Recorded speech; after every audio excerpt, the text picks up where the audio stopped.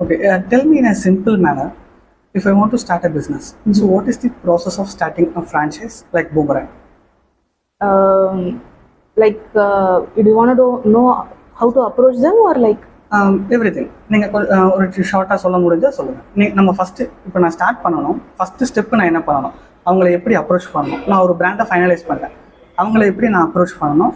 Okay, பர்சனலாக சொல்லணும்னா எப்பயுமே பிஸ்னஸ் வந்து ஒரு செகண்ட் சோர்ஸ் அந்த மாதிரி ஸ்டார்ட் பண்ணிக்கலாம். ஸோ அது அந்த மாதிரி ஸ்டார்ட் பண்ணுறோம் அப்படின்னா ஃபஸ்ட்டு அவங்கள அப்ரோச் பண்ணுறதுங்கிறது ஈஸியாக தான் இருந்தது எங்களுக்கு. ஏன்னா நாங்கள் வெவ்வேறு அவுட்லெட்ஸ் போய் பார்த்தோம். ஸோ அவங்ககிட்ட கான்டாக்ட்ஸ் கிடச்சிது. ஸோ கான்டாக்ட்லாம் வாங்கிட்டு பேசினப்போ ஆக்சுவலி எங்களுக்கு வந்து பார்ட்னர் இருந்தது, சிஎஸ்கே ஸ்ட்ரீட்டோட பார்ட்னர், அவர் தான் பார்ட்னர். ஸோ அவர்கிட்ட கேட்டுட்டு அவரை பேச சொன்னோம். பிகாஸ் எங்களுக்கு அந்த ஒரு இது இல்லை இல்லையா, எக்ஸ்பீரியன்ஸ் இல்லை.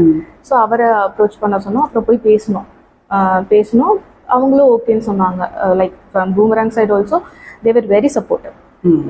எல்லாமே எங்களுக்கு கிளியராக எக்ஸ்பிளைன் பண்ணாங்க. என்னென்ன தேவையோ அது எல்லாமே செஞ்சு கொடுத்தாங்க. ஸோ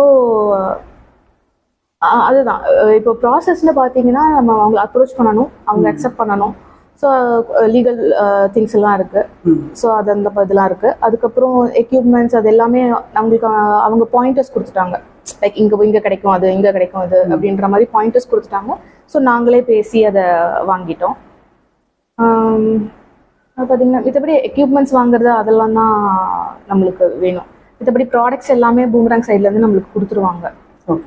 லைக் என்ன ஒரு ஃப்ரான்ச்சைஸ் இதுவாக இருந்தாலும் சரி, ப்ராடக்ட்ஸ் எல்லாமே அவங்க கிட்ட இருந்து வந்துடும். நம்ம ஆப்ரேஷன் மட்டும் தான் பார்க்குற மாதிரி. ரைட். நமக்கு வந்து ஆப்ரேஷன்ஸ் பார்க்கறது மட்டும்தான் வேலையாக இருக்கும். ஆப்ரேஷன்ஸ் பார்க்கணும், ப்ளஸ் ப்ராடக்ட்ஸ் தீர ரா மெட்டீரியல்ஸ் தீர எல்லாமே வாங்குற மாதிரி இருக்கும். ஸ்டாஃப்ஸ் எல்லாம் இனிஷியலாக வந்து அவங்களுக்கு ஹெல்ப் பண்ணாங்க. அவங்க ஃபஸ்ட்டு கொஞ்ச நாள் வந்து கொஞ்சம் எம்ப்ளாயிஸாக கொடுத்தாங்க. அப்புறம் எங்ககிட்டயும் கொஞ்சம் பேர் இருந்தாங்க. ஸோ அது வச்சே மேனேஜ் பண்ணிட்டோம்.